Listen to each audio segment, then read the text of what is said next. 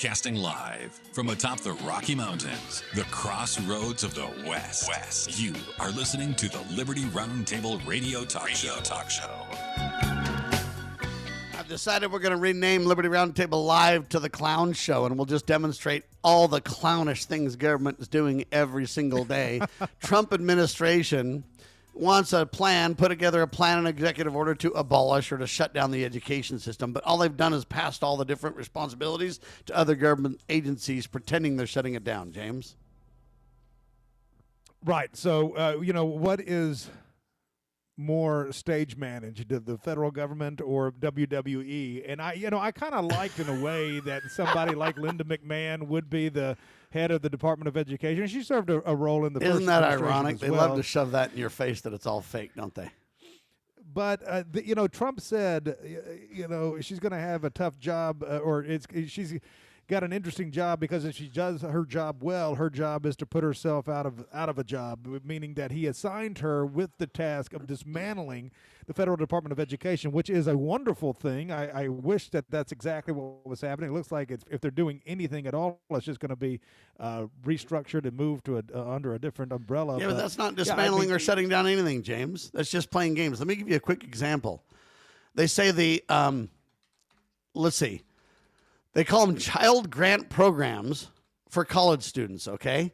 Not to mention the accreditation of the foreign medical schools will shift to the health department, James, Health and Human Services, right? And then international education grants, they'll go to the State Department, you see. The Interior Department will take over the Indian Education Office. See, we still need an Indian Education Office, don't you know? And President Trump aims to ultimately close the education department, but that'll require congressional approval. Congress ain't going to do any of that. Anyway, bottom line is I see this thing as a complete lie and a failure, and I told you they'd do this from the start. Do you want the government schools in charge of your vaccination programs, or do you want the Health and Human Services Department in charge of your kids' vaccination, James? Because the school system will only have jurisdiction on the schools. The health department will have jurisdictions over you, whether you have your kids in school or not, buddy. See, this is getting worse, not better, James. And I'm telling you right now, I'm putting up the sign telling everyone so. Well, it's hard to win when you don't want to win, and what I mean by that is, the Republicans, as we have talked this show today, are so much more concerned with losing well than getting anything done. Again, you had this judge in Texas. It was a Trump appointee. The Trump appointee was the one who said, "Nah, we better let the Democrats, have these districts. That's probably the good thing." And so, if you can't even have Republicans who want to win elections, how are you going to have them make systemic changes to the federal government when it comes to something that's going to be as controversial and contentious as dismantling the Department of Education, which should certainly be abolished and didn't always exist, of course, and we got along just fine without it. Just like we got along just fine without income taxes and things like that. But, I just don't see anything. Hey, I'm going to meet with Mondami, okay? I'm going to sit down, meet with him. Yeah, I've got to sit down with the New York City mayor there. Mondami is basically interested in a meeting with me. So, I'm going to sit down and talk with him. I know we had a little bit of a kind of a fight when it was election time, Mondami called him. He said he was my worst nightmare, and I just said he was a nut job, and there you go. But now we're going to go ahead and sit down and talk because New York depends on it. And why is Trump going to go meet with this mayor in the first place? Now, I don't have any problem with the president of the United States sitting down talking to people, James. But I can't see my president. But this guy can at a drop of a hat, even though he's, wow. I guess because he's the mayor, because he's, where did the money come from for that campaign? Was there vote fraud in that campaign? Now you got a communist leader of New York City, and I'm kind of wondering, Donald's just going to sit down with him, and, hey, they're going to chew the fat and hang out and have a good time. Pretty soon Donald will come back. It was like a great meeting. It's fantastic. He's now MAGA. He very well, I don't know if he's going to say that. Mondami's now MAGA, James. I convinced him. I worked the art of the deal, buddy, and I converted him. He's joining the Republicans now. Well, certainly, I believe they'll meet, and Trump may say it was a productive meeting. I don't know if he's going to christen him as MAGA necessarily. But, if you were the mayor of the most populated city in the world, you'd probably get a hearing. And, of course, New York runs the it's the financial capital of the world. I mean, it's Wall Street. So I mean, I can see him meeting with him, but as far as the whole, they were mortal enemies from the onset. I'm not saying you can't eventually meet with the guy, but man, it's almost like they're so delighted to meet, they're announcing it before he's even sworn in. It's crazy. Why are we even talking about that before it's sworn in? Don't worry, those James scientists, now they've brewed their own milk without cows, buddy. Did you know that? You can get cow's milk coming up soon in Israel that's not really cow's milk. The product is lactose-free, cholesterol-free, hormone-free, chemically almost identical to milk, buddy. So it's going to be phenomenal. You ready for it? They've even got vanilla, buddy. It's making me sick to even hear you describe it. Yeah, man, you can have Beyond Meat. You can have your fake milk. Well, it's just like these fast food places have, hamburgers with no meat. It's like plants, and they're supposed to taste like meat. I mean, that's disgusting. You're going to eat bugs, and you're going to love it, Sam. Yes. What do you expect? Hey, James, which hurts people more, the hot or the cold? We got to talk about important topics here. Which hurts people more, the hot or the cold, James? Well, which kills more people than anything else?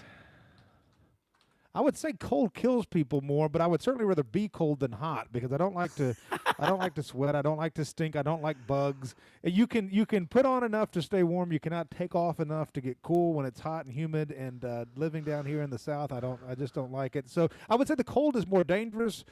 You're going to have more people freeze to death than die of heat stroke. But I would rather it be cold outside than yeah. You're right on that. So they just released a study that's now in the Annals of Internal Medicine, and it revealed that over the past 25 years, James, 65% of temperature-related deaths in the United States were due to cold, not heat. Only 35% were from heat. Now, here's the interesting thing. They've been telling you in science journals that the heat is worse than the cold.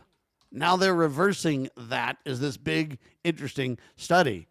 The research, they say, which analyzed real people, realized that 65,000 plus people had their death certificate say that exposure, whether hot or cold, was a compensating or primary factor.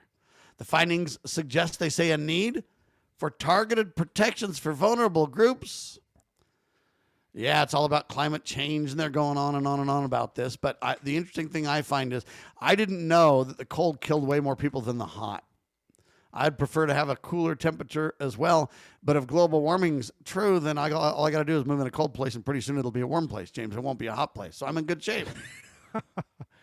Well, yeah, that's funny. Now, I would have certainly expected that the cold would have killed. That's why Europe had such a small population compared to, Africa back, hundreds of years ago. It was just very difficult to carve out a living in Northern Europe and stay alive because of the cold. That's why, people just don't, Africa would be depopulated if heat, the people on the equator in South America and in the desert regions, there would be no people there if the heat was killing people like that. Cold, much more deadly, but certainly much more favorable if you're not in it.